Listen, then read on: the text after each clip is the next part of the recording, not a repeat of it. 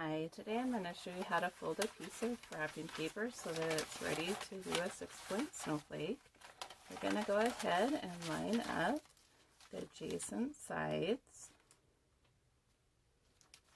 And then go ahead and make a fold here. This is our fold 1. Then go ahead and cut along this edge of the paper. This is creating a square for us, which is our starting square.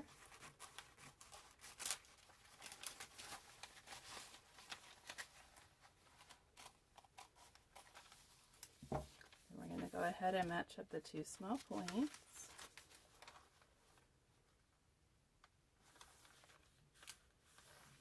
And then we need to divide this point into thirds. Just going to go ahead and use our fingernail to help us. And I like to fold the side that has the 2 folds here into the center. So that'll be tucked in, just because, especially with wrapping paper, it tends to slide as you're cutting.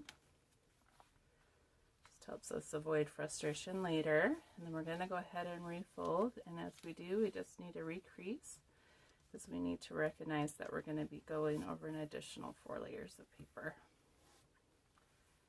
There we go. Thank you for watching.